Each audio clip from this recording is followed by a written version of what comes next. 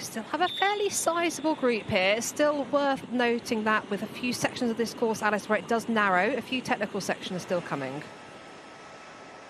Yeah, we still have that really hard final cobble sections. We've got quite a few twists and turns, this being one of them with those narrow rings as well. But yeah, the bunch isn't tiny, but it's not huge. It is easier to move up with some wider roads still coming on that final drag up to the line. But yeah, we have got Liverlula-Jaco here really setting this up nicely for this cobbled section. We've got just over 1.5 kilometres until we get to this next cobbled section. Just 500 metres in length, but ranked 3 stars. Very brutal cobbles inside as we approach the final 2K of the race after those cobbles. Rider from Adrian Soudal just losing contact here. As we go back to Liverlula-Jaco with plenty of numbers at the front here. Looking like the most organised team here. Are we thinking about the lightest of Letizia Paternoster, perhaps?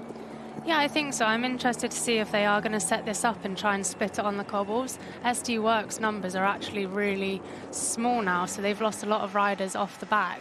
And that means that they are potentially going to want to save that last rider for Vibes for the final and won't have anyone to be able to drag these moves back. And this is a perfect opportunity for those live riders off the front now to push on as that gap can open up to from their teammates in front.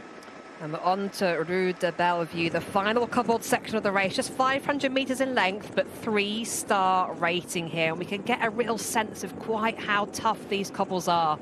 Still Liverlula-Jaco on the front. Fenix de Koenig in the red jerseys trying to power their way up the outside. Lorena Vibes powering her way around as well. Very keen not to let any wheels go in front of her. She just moves herself into a strong position with Femke Heretzer, the rider just ahead of her for SD Works Pro Time. Still Liverlula-Jaco on the front here, really trying to work hard. Franzi Koch up there in second wheel, but Lorena Vibes masterfully just works her way up right to the front of this group, past anybody that's just able to lose the wheel. No threat to her inside the top 5 now straight away. It is, and it's Paternoster who was making that effort herself on the front. So potentially wasting energy there and not getting a gap and still riding, as we've got Schweinberger on the front now, keeping this pace high. We did have quite a small gap, which is now being closed up. And yeah, maybe it isn't Paternoster who is going for this move. Maybe they're going to go and resort back to Ruby Rose McGannon. So Paternoster on the front for Liverlula-Jaco. We're inside 2K to go. As usual, Franzi Koch is up there for Team Picnic Post NL.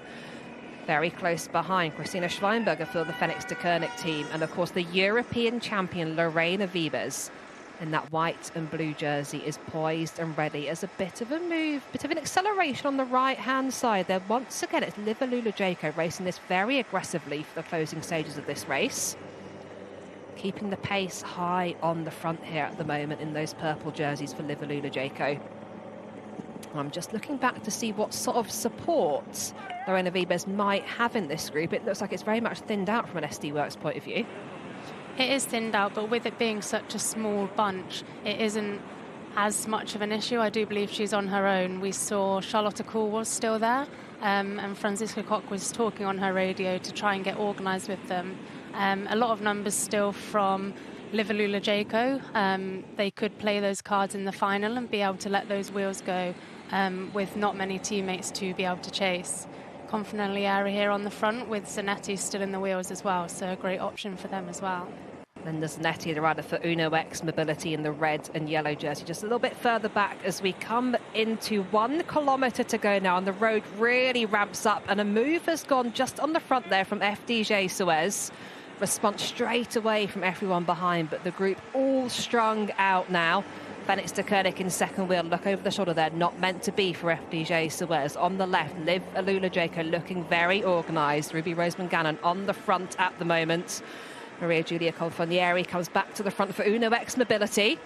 As we look back to see exactly where Lorena Vibes is in this group. Just about 7th or 8th wheel at the moment for rider number 11, the European champion, will be hunting for another victory today. Still, the road ramps up. Letizia Paternoster is the rider just ahead of Lorena Vibes, with 2 riders ahead of her leading her out. very strong riding from Liv Alula-Jaco today. Ruby Roseman-Gannon still ramping things up as Paternoster now makes her move on the left. Still Lorena Wiebes waits. Still she waits. She follows the wheel of Georgia Baker.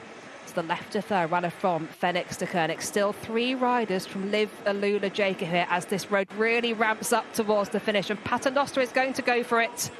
Paternoster goes in the centre here in the purple jersey for Liv Alula-Jaco, and we wait to see who is going to make the next move. Lorena Wiebes is right there, poised and ready. Such a hard finish. Linda Zanetti is right up there on the wheel of Wiebes, but Wiebes goes. And look at the gap she gets straight away. Absolutely no contest here. Driving clear away from everybody else. Plenty of time to celebrate. A 97th career win for Lorena Wiebes. She's got a really strong initial kick and can just really build on that. And we see it so often that she is finishing with these huge gaps on the line. Do you think she's stronger in a harder finish with a bit uphill like this is? Or is it more the pure speed, or is it that acceleration like you just mentioned that's her real forte? I think the problem for others, not for herself, is that she can do it all. She's so versatile and she is so strong. She's got that huge peak power as well for a female sprinter. So she can do it on all terrain, and we've seen how strong she is at climbing as well. So yeah, I think no matter what the sprint is, she will have that confidence that she will be able to execute it. And it's often just to decide when she opens up her sprint, when that's on the gradient or when there's the headwind, the tailwind. That really differs on when you will start your sprint. And she will know that. She's been sprinting so many times and she has that experience as well. She certainly does, but also to me still seems so delighted with each victory. I mean, when you're on 97 career victories, I can't even imagine what that must be like, but she still seems really delighted after each one. As we're just greeting one of the pets here at the finish of the race.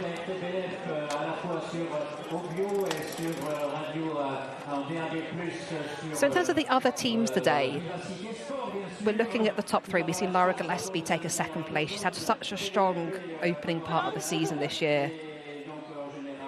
Was there anything differently they could have done, or was this always just a good opportunity to sprint against Wiebes?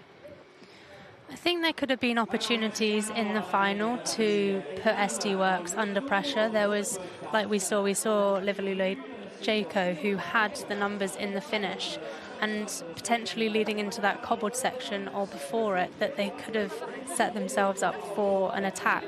And that would have left people looking at Lorena Wiebes. But it's always really difficult.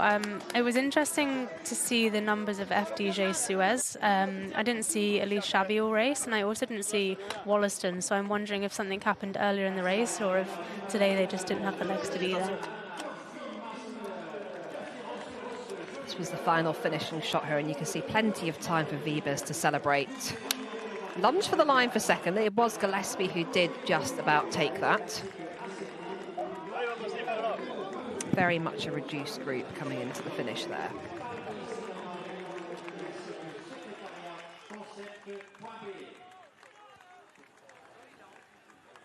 We get ready for our podium celebration. So thank you for joining us today. Confirmation of the top 10 on the screen now. And actually, Zanetti has been given 2nd place. Gillespie 3rd.